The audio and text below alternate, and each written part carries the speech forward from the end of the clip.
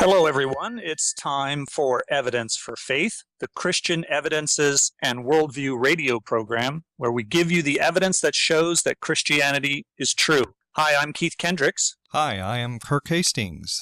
We have a website, evidenceforfaith.com. That's evidence, the number 4, faith.com, that you can listen to past podcasts of archived shows. We are also on iTunes. I'm really looking forward to this program and our special guest this week. Yes, but before we get to our special guest, I've got a great quote here. This came across from Apologetics 315, a terrific website. This quote is from historian Thomas Arnold about the resurrection. And he says, "Thousands and tens of thousands have gone through the evidence which attests the resurrection of Christ, piece by piece, as carefully as ever a judge summed up on the most important case. I have myself done it many times over, not to persuade others, but to satisfy myself. I have been used for many years to study the history of other times, examine and weigh the evidence of those who have written about them, and I know of no fact in history of mankind which is proved by better and fitter evidence and every kind."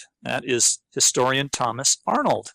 So that's a great quote to start off the show. We also have an email from a listener that I answered recently, so I thought we'd go over that. And Kirk, I don't know if you remember, we've gotten a few emails from Felipe. Yes, I remember him. The last discussion we had with him, he was asking about mutations, and I talked about how when a gene mutates, it's almost always deleterious and the gene becomes broken. And so he questioned us on that. He says, why would you equate a mutated gene with a broken gene? Mutation also means that the gene will produce a different protein. And then he gives a couple of websites where it talks about mutations. And he says in that case, you have 2 copies of the gene. And when the gene is passed on to the next generation, you have 2 populations, each one with a different copy of the gene. Okay, now this is really interesting because I'm certain that a lot of unbelievers, a lot of atheists are making a similar mistake when they think about what it means to have a mutation. So I answered him briefly that the reason it's a loss is that the functioning gene produces a specific protein that does a specific job.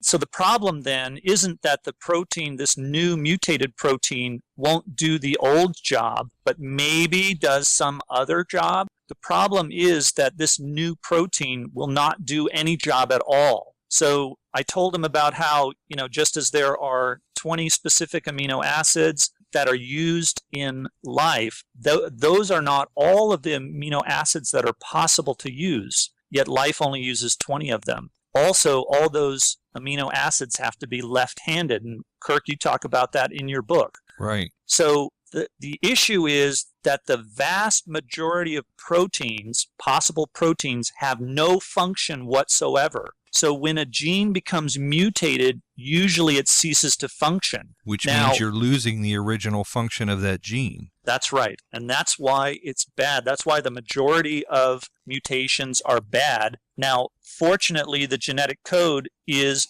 redundant. So there are many backup systems built into the genetic code. There's one pathway that we talked about in shows past where it's backed up 8 different times. So if you wanted to get rid of this function in a living cell, you have to have 8 specific mutations to stop this function. Wow. But many genes are simply backed up, twice. So they have a backup system. Now, these backup systems are completely unexplained by natural selection because natural selection cannot identify the gene that's not being used. It can only identify the current gene that's being used. And all genes that are not being used will gradually decay away. So I gave the example of this sentence, "The fat cat ate the wee rat." Now, if you give a bunch of different examples of possible mutations, any of those possible mutations, the kinds of things that happen in a mutation, that sentence will no longer make any sense. Right. So it's not that it becomes a different sentence and can do a different function. Right. It's that it makes no sense whatsoever. In other words, it doesn't function as a sentence anymore. Correct. And if it doesn't function as a sentence, that means it's not contributing to the life of the organism and it becomes deleterious. Right. It's no good. Right. So for every functioning protein, there's maybe a quadrillion non-functioning variations of it. And that's why the proofreading and the repair machinery in the DNA is so important. Otherwise, the germ cell line that you pass down to your children would die out, just like you and I and all our listeners will die out because of mutations. We eventually, if we don't, get run over by a car, we'll eventually die of the mutations in our own bodies. And the same with the gene line. Well, the first thing I think of when I think of mutations is those monster movies from the 1950s. Yeah, and if you mutate the monster and keep mutating it, eventually you get nothing but a blob of flesh. So you get the blob. That's right. That's right. And then you get nothing. We have a terrific guest. This is a professor that I had the pleasure of hearing recently. His name is Dr. Tim McGrew. Dr. Tim McGrew, welcome to Evidence for Faith. Very much. Good to be here. Now, I had the pleasure of being down in New Orleans at an apologetics conference back in 2009 and got to hear him speak on undesigned coincidences, which is just a terrific topic. It's something that we haven't really talked a whole lot on this show about. And the interesting thing is that Dr. McGrew, Kirk and I had the opportunity to be on an atheist podcast. We were invited on the show to explain the evidences for Christianity, and we wound up not being able to use the material because instead of presenting the evidence for Christianity, we wound up having to answer all their questions and all their accusations of problems with the gospel narratives. Don't tell me you didn't anticipate that was what was going to happen.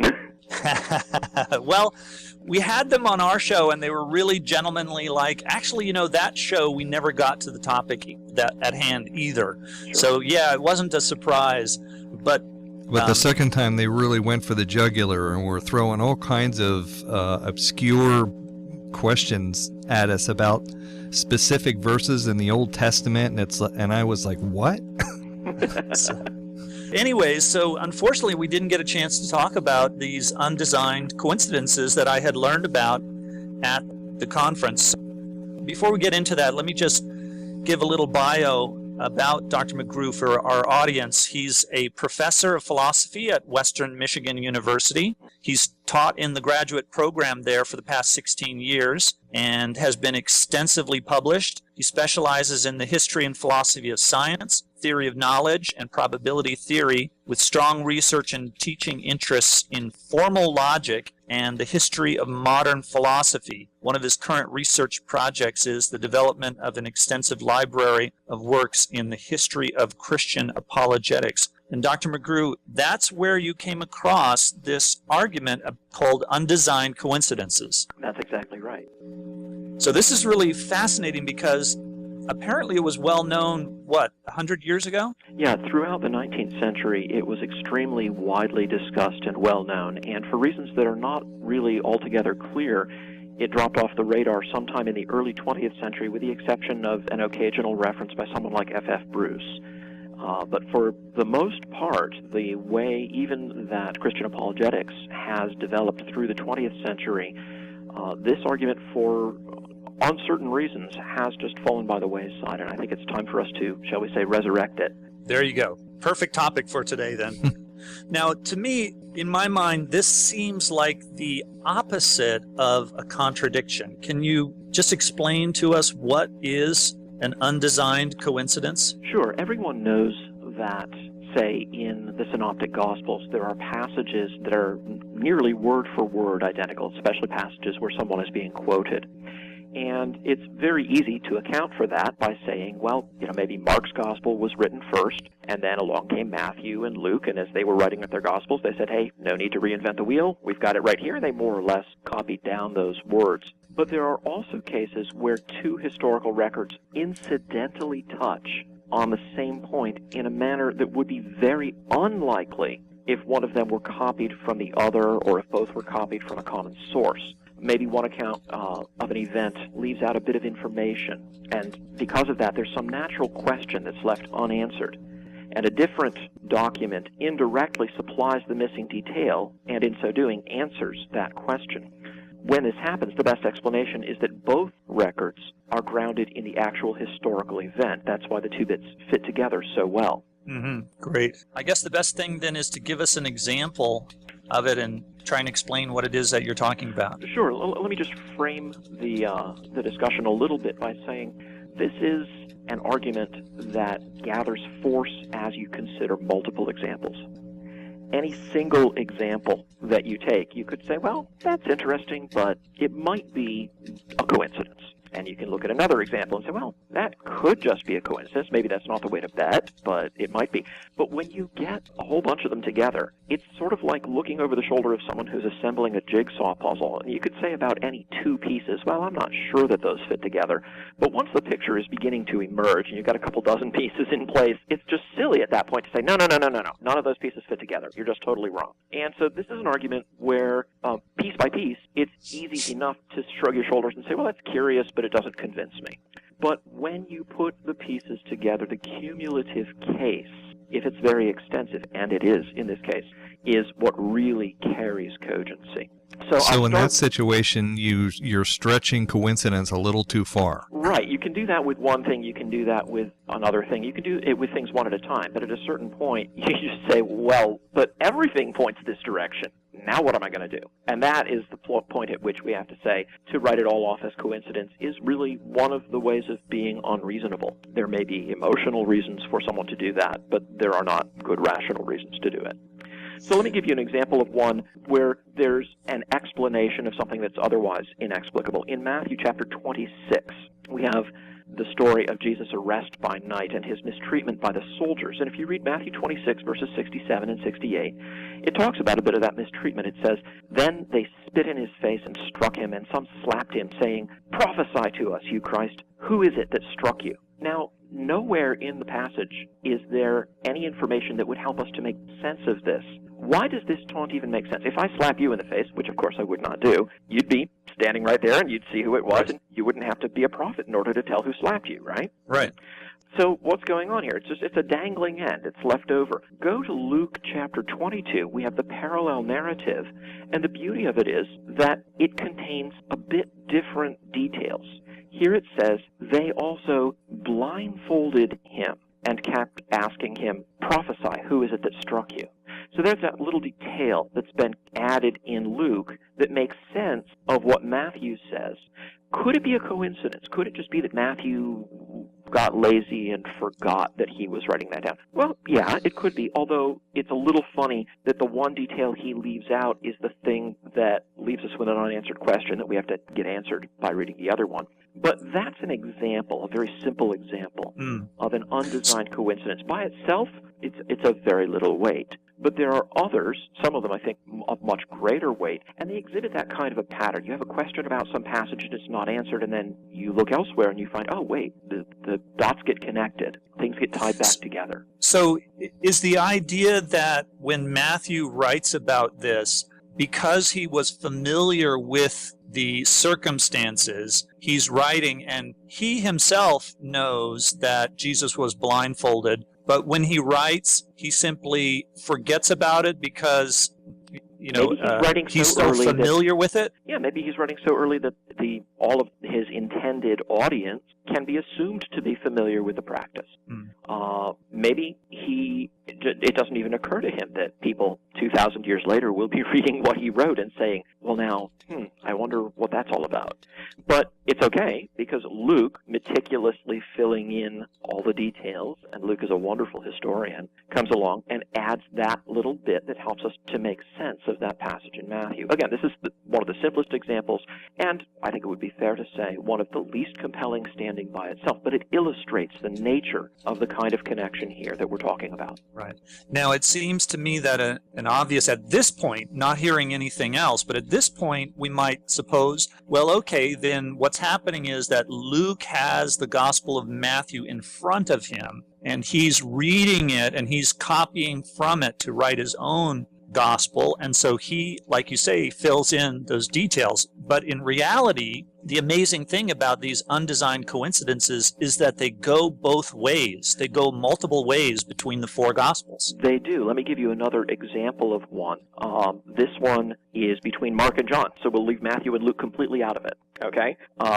Mark 6:31 gives us the setup for the miracle of the feeding of the 5,000. And so Jesus is speaking. He says to them, "Come away by yourselves to a desolate place and rest a while. For there were many coming and going, and they had no leisure even to eat." Mark drops that into the narrative, and he doesn't explain why. He just then he moves on.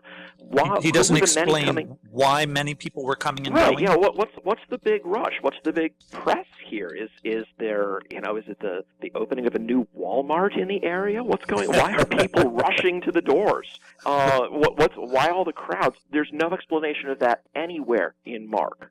But if you go over to John chapter 6, verse 4, you find the setup for the same miracle. So we have the frame for the same event. John does not mention that there were many coming and going, but he does say, "Now the Passover, the feast of the Jews, was at hand."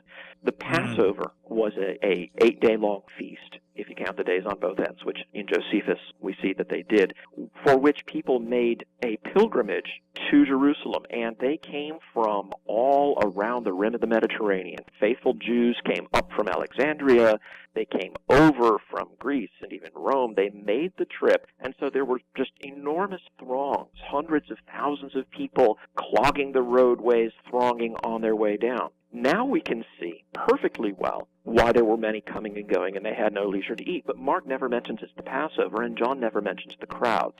But John's incidental comment of the season at which this miracle took place tells us why there were many coming and going. Do you see the indirectness of that connection? Yeah, it's showing that they were, essentially, it seems to me, evidence that they were eyewitnesses, that they were there, and that's why it all made sense to them. If they were writing 100 years later, they would realize that what they're writing doesn't make any sense. It does indicate that there is a definite eyewitness basis for this. Mark, of course, is probably not an eyewitness of the event proper, but an old and very well-authenticated tradition says that he was taking notes from Peter's preaching, and Peter was certainly there. So that's just another example, this time between the other two Gospels, and these do go all directions. These do crisscross when we move on. Can I just pick another one? Yeah, well, let me reintroduce you for those who are joining us. Sure. If you're just joining us, you're listening to Evidence for Faith. I'm Keith Kendricks. And I'm Kirk Hastings. And with us we have Dr. Tim McGrew, professor from Western Michigan University, talking about the reliability of the Scriptures and specifically this interesting finding in the Scriptures called undesigned coincidences that show that the Scripture were written by eyewitnesses. So, Dr. McGrew, you said you have another one of these to tell us about? I have many more of these. Like I said, the strength of the argument is in the cumulative force of numerous examples. But here's just a very simple one. When Jesus comes to Capernaum, there's a story about what happens to him told in Matthew chapter 8. And after that story is over, he's been talking with somebody, then it says, that evening they brought to him many who were oppressed by demons, and he cast out the spirits with a word and healed all who were sick. So it's a report of a miracle. The oddity in this bit in Matthew 8:16 is that it says that they brought these people to him in the evening. Now, I don't know about you, but when I want medical attention, I want to get the very first appointment that I can. And I'm not really happy if they tell me, no, I'm sorry, well, we've got an 8 o'clock p.m. appointment. No, I want to get in now.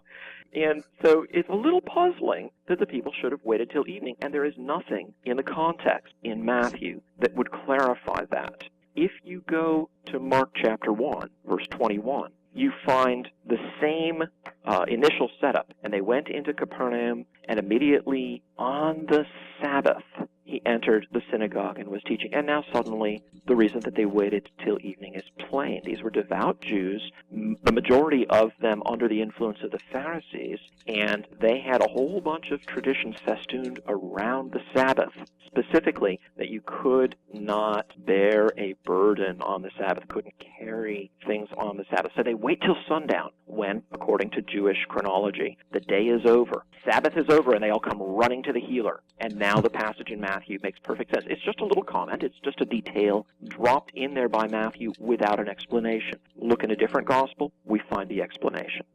Excellent. Amazing.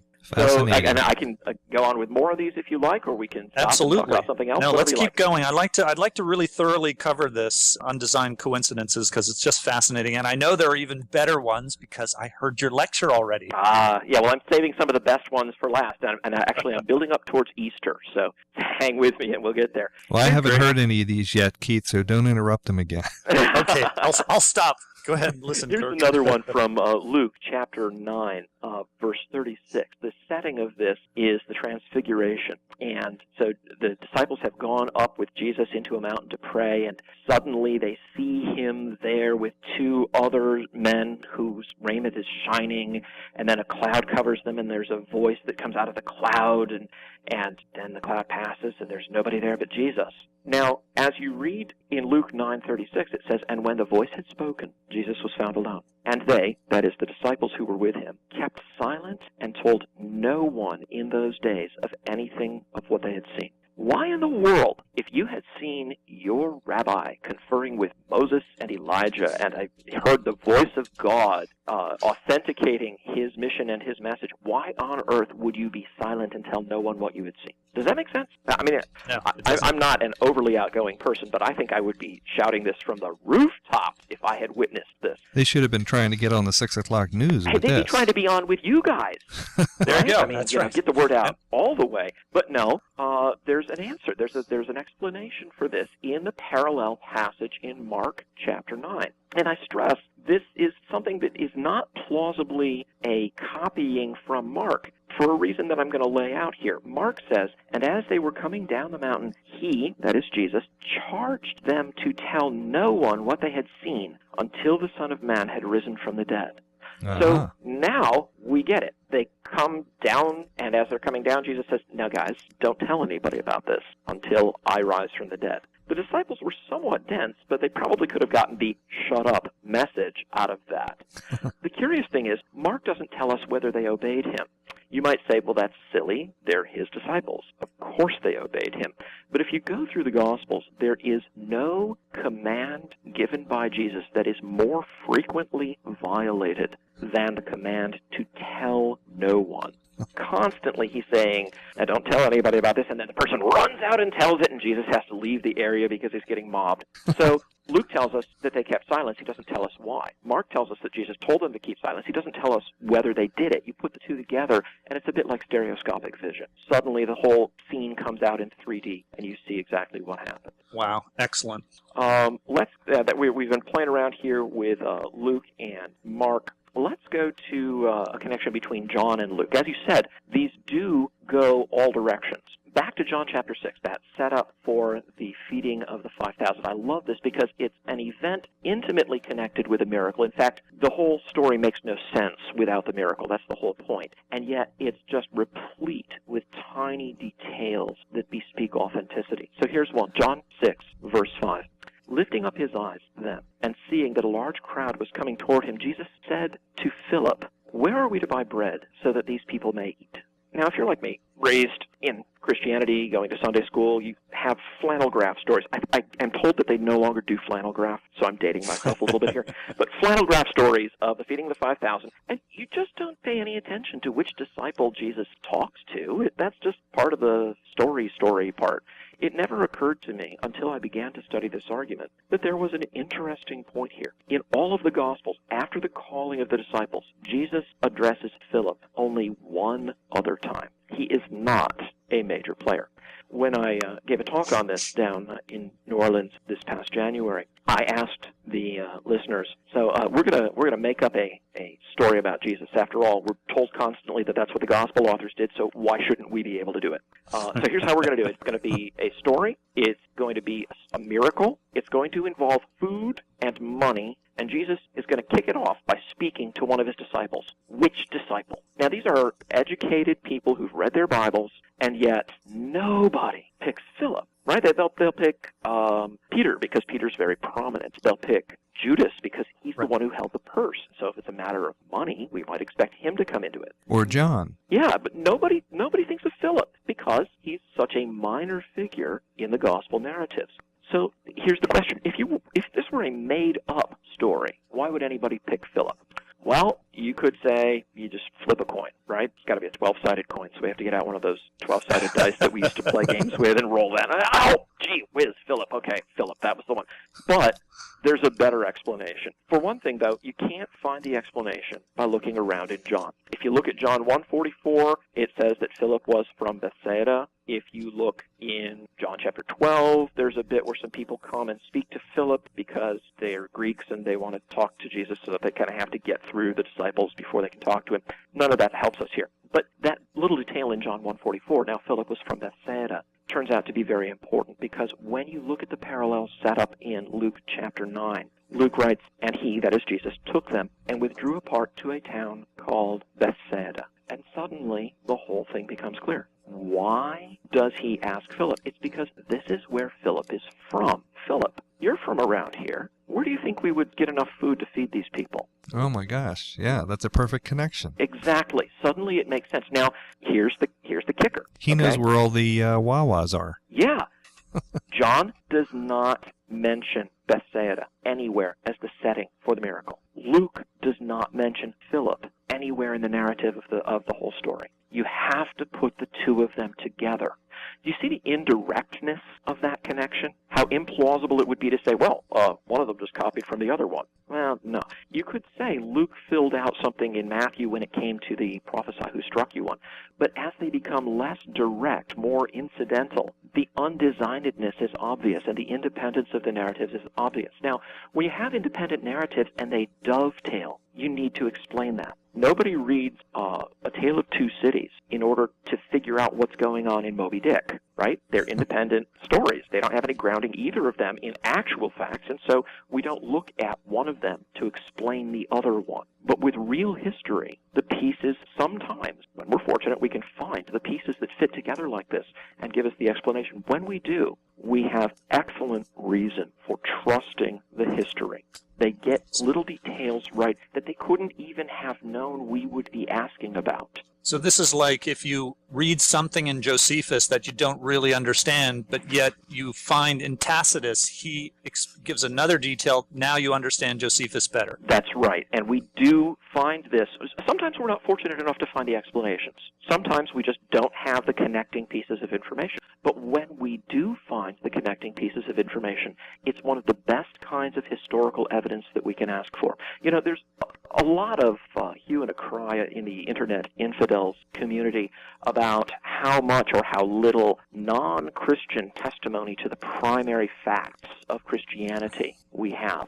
And you point out Tacitus, Annals 1544, or the passage in Josephus, and then they all scream that the Josephus passage isn't authentic, that they're quite on the opposite side of the best modern scholarship of that, but let that go. This test of incidental connections is actually a harder test to pass. Let me give you an example, two examples of why it's hard to pass. First, there are cases of secular documents, non-Christian documents, where the connections just fall apart. Let's take, for example, the Gnostic Gospels of the 2nd century. So the Gospels, so-called, of Thomas and of Philip. These works are completely decontextualized. They purport to give us the words of Jesus, but they contain no details of setting, no incidental references to persons or events. There's no way that you can even start to find undesigned coincidences in them because there's no setting. These little details that we've been picking on, it was the Sabbath, they were in Bethsaida, it was near the time of the Passover, all those little chronological and geographical details are gone in the Gnostic Gospels. So they give you no handles, no place to try to get a grip on them and tell whether they're authentic records. That's one of the clues that they've been written by somebody who was well aware he couldn't fill it in. Because they were writing 2 centuries later and didn't have all those A century incidental or two details. later, and really the whole point was to convey esoteric wisdom, not to give us an authentic record of what someone real had really said and done in real places with real people. This is the same kind of thing that you find in the Quran when you see Muhammad telling a Bible story that he obviously heard in his travels as a merchant. He hears a Bible story such as Joseph in Egypt, and he tells the story, and then when he mentions the brothers, he can't remember any of the brothers' names. So in the Quran, none of the brothers have any names. They're just his brothers. The topic of names is actually a really interesting one. There's a recent work by Richard Bauckham, a historian and New Testament scholar in England, called Jesus and the Eyewitnesses. And one of the things that Bauckham notes, and I think it's a fascinating detail and just a little extra confirmation of authenticity, is that the names that we find in the New Testament we can independently show were in very good accord with the frequency with which Jews named their children these names in Palestine. So the most common Jewish name, male name, in Palestine in the first century was Simon. And behold, we've got several Simons in the New Testament. We've got Simon Peter, we've got Simon the Zealot or the Canaanite, we've got Simon the Tanner in the book of Acts. So several of them come up, and every time they come up, you have some extra little indication of which Simon it was. The second most common name was some variant on Joshua or Jesus. And again, you've got the frequency in the New Testament of characters, distinct characters named Jesus, and there's more than one. Check it out. But if you'd move just down south to Alexandria, there's a huge Jewish community there. Guess what the number one Jewish boy's name in the first century in Alexandria is? I know. Sabbateus. So if the New Testament had been faked up in Alexandria, I think we might have seen a character or two named Sabbateus. Very good. I love that. You see the point? And there's a lot more where that came from. It's not what I would call one of the primary evidences, but it's a lovely indirect confirmation. Yeah, and it just has that ring of truth. That's right. It's the ring of truth. Bauckham has a very nice discussion of this and various other details. That's not the only thing with the names. The women's names also are in good accordance with the frequency tables, and so he does some statistical analysis on this. Very, very interesting. And by the way, the Gnostic Gospels fall flat on this, even though they borrow some of their names from our canonical Gospels. Interesting. Yeah, interesting. So just an interesting bit. Well, if you're just joining us, you're listening to Evidence for Faith. I'm Keith Kendricks. And I'm Kirk Hastings. And with us is Dr. Tim McGrew, professor of philosophy from Western Michigan University, and we're talking about the Gospels. Are they reliable? And undesigned coincidences, how they show that the Gospels were written early by eyewitnesses. So do you have more? I'd love to hear some more. Actually, let's move directly to some things that deal with the resurrection and or Easter. I was just going to ask about that. Yeah, let's do that. This one's one that is actually in the literature, but before I ran across it, I had been describing this mode of reasoning to my wife, and she came to me and she said, I think I found another one. And sure enough, she did. It turns out somebody else had found it also, but I'm going to give her credit for this one. And that illustrates a beautiful thing about this line of argument. If you're arguing about things that require a vast acquaintance with the non-Christian history, then in order to be fully confident of that, somebody has to go and study up the history. If you're making an argument that depends on some subtleties of the Greek language, you got to learn Greek. But these evidences of undesigned coincidences are portable. You can carry them in your Bible, the one you take to church. I hope we still take Bibles to church. Yes? Good. You can just carry it in your own hand, and you can walk out with it. And so you don't need to become a great scholar to have some reason. There are other reasons for which you do have to be a scholar, and I'm all in favor of those. That's great. But these evidences are level to the abilities of just about anybody who can read. And I love that fact. So here's the one that my wife found. In John chapter 21, we have a scene of Jesus with his disciples after his resurrection. So the whole setting presupposes that the resurrection has taken place. When they had finished breakfast, Jesus said to Simon Peter, "Simon, son of John, do you love me more than these?" Meaning, do you love me more than these other disciples? That's a pretty harsh-sounding thing to say.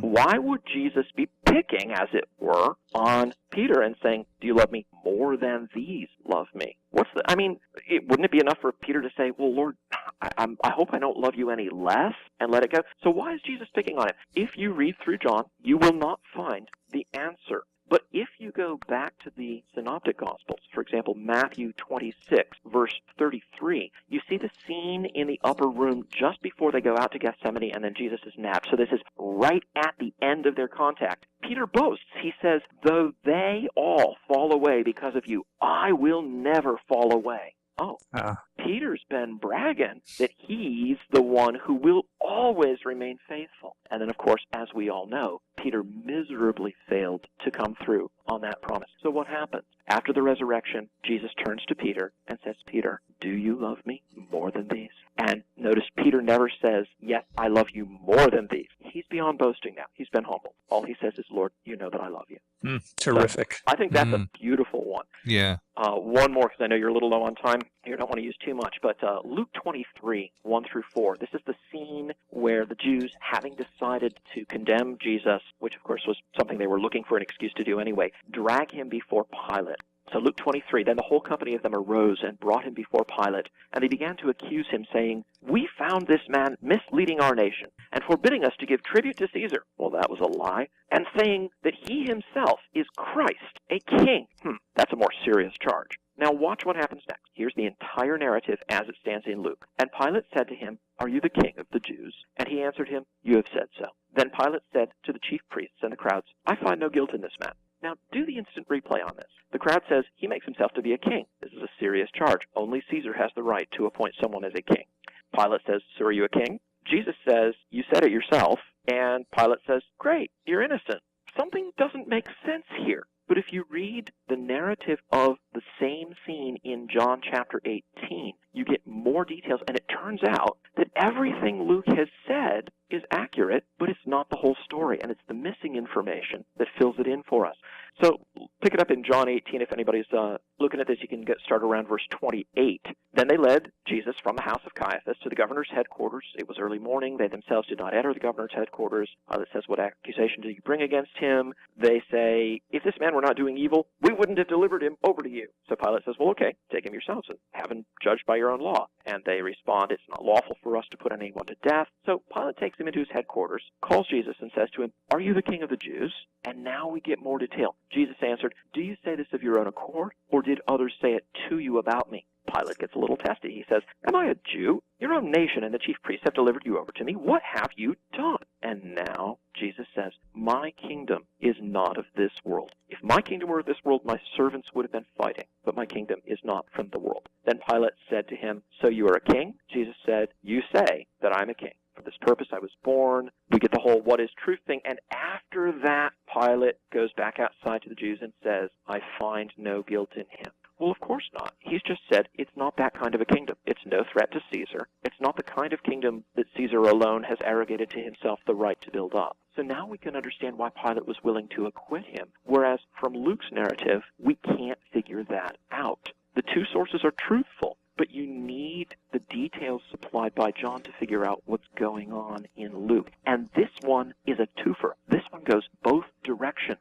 Because as you read through that narrative in John, John never reports the charge against Jesus that he made himself to be a king. And yet the very first question Pilate asks him is, "Are you the king of the Jews?" Which is a question that comes completely out of left field if all you have in front of you is John's gospel. So John supplies a detail that makes sense of Luke's narrative, explains to us why Pilate acts as he does. But Luke supplies a detail that makes sense of John's narrative, explaining why Pilate asks the question that he does. It's perfectly obvious that neither of these narratives can be copied from the other. That's the ring of truth. Wow, that's a great one. I love that one. Yeah. It's one of my favorites. That's great. Now, how do people get more? It sounds like there are many more of these. There are. There's a wonderful book by a 19th century scholar named John James Blunt, B-L-U-N-T, just like it sounds. Blunt wrote a book called Undesigned Coincidences, and you can find it on the internet. And in that book, he starts with the Old Testament, because this is not just a Gospels phenomenon or a New Testament phenomenon. This crisscrosses the Old Testament. We have them among the Gospels. We have them between Acts and Paul's epistles. So you want the book Undesigned Coincidences by John James Blunt. And he is the one who did the most to pursue this line of argument, popularize it. His book went through numerous editions. I've got it up through the 10th edition, I think, and I think it went through even more. So that would be one thing to look for, Undesigned Coincidences by John James Blunt. There's another work by the celebrated British apologist William Paley called the Horae Paulinae. That's Horae Paulinae. It means the times of Paul. And Paley makes the connections between Paul's letters in the New Testament and the detailed account of Paul's travels and preaching in the book of Acts. That's a wonderful book as well, and I would recommend it just very, very highly. There's another little book, and you can find the Horae Paulinae and this next book I'm about to mention on our website at historicalapologetics.org. This is a little but growing library. We've got thousands of works of historical apologetics we want to put up, but we've only put up a few dozen so far. We're working on more. We're doing the coding so that you can read them all on site. I just looked at that website this afternoon, and it looks like it's already a very interesting site. We've got some good stuff up there, but we're hoping to expand it. But the little book that you will find there that I have found very useful just for giving to people is called The Four Gospels from a Lawyer's Standpoint. It's written by Edmund Bennett, B-E-N-N-E-T-T, who was a lawyer in the very late 19th century. And he reviewed the works of Blunt and some others and subjected the Gospels to the kind of analysis that a lawyer would use in assessing testimony, and then wrote this little book, very readable. If you skip the introduction, it's 58 pages.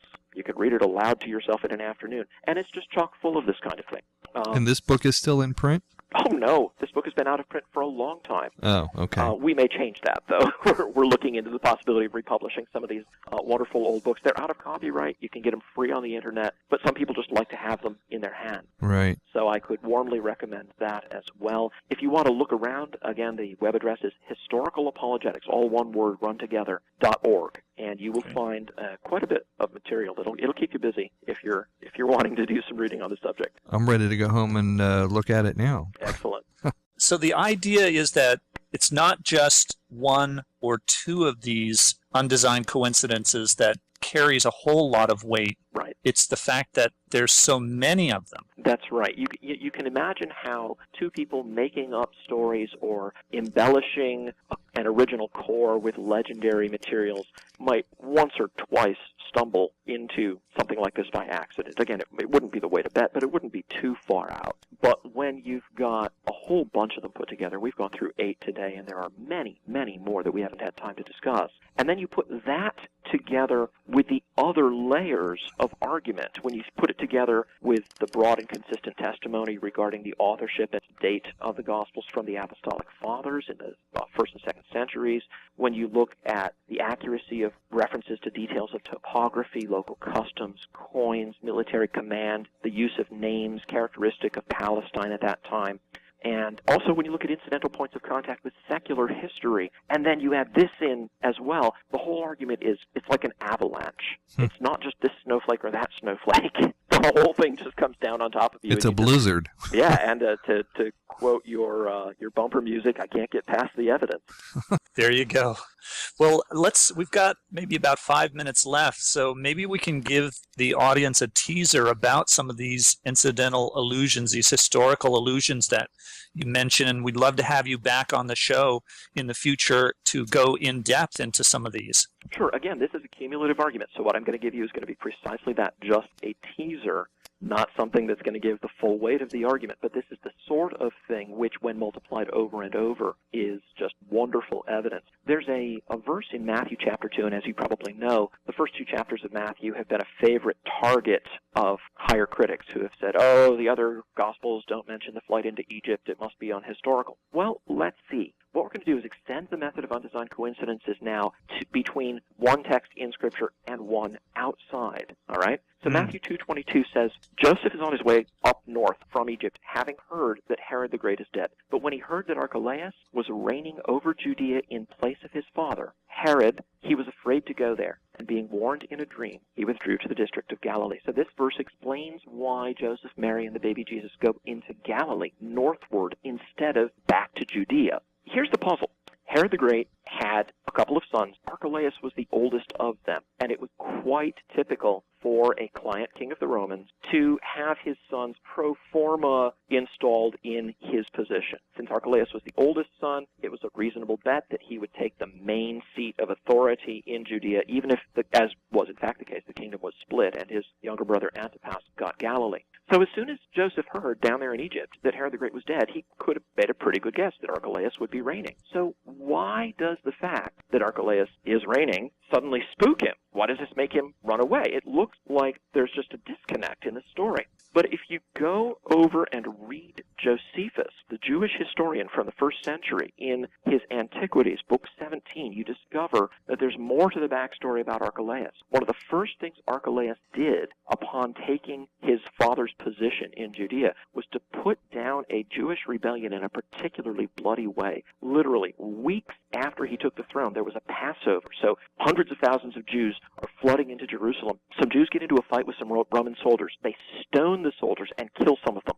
Archelaus feels his grip on power beginning to weaken, and so he sends out a troop of horsemen. They surround the temple in Jerusalem. They have orders. Do not let anyone inside get out. Do not let anyone outside come in. Then he sends troops directly into the temple and kills 3,000 Jews in the temple. Passover was canceled. He told the Jews, go home. Now, Joseph is on his way up from Alexandria in Egypt, where there's a very large Jewish population. Who does he meet on the road? Jews fleeing from Judea, heading back down to their home in Alexandria. Do you think they might have carried the news of what Archelaus had just done? Do you think they would be talking about anything else? Right. And suddenly, we can see why news about Archelaus, which Matthew doesn't fill us in on, would have been exactly the thing to make Joseph sit and think, fled Judea to avoid a homicidal maniac. Am headed back up to Judea, which now has a homicidal maniac in charge who's killing Jews. I think I'll go somewhere else. Do you see how that works? Yeah. And there Wonderful. are many, many more such interconnections between our scriptures and secular history. I just learned about one the other day, and I want to see if you know about this. Do you know that in Acts 18, Paul is taken before a tribunal of Gallio, a Roman governor? Yeah. Guess who Gallio's famous brother is? I'm going to have to say Seneca. You're right. Exactly right. And it's not mentioned, but it's just really interesting trivia. There is actually another coincidence there, but you're out of time. Maybe if we can get on again, we can go into that in more detail, because there's another detail about that very passage, which I'll just tease your audience with. Wonderful. We'll do that. You've been listening to Evidence for Faith with Keith Kendricks. And I'm Kirk Hastings. Join us again for more reasons to believe. And always remember that the best reason for being a Christian is because it's true.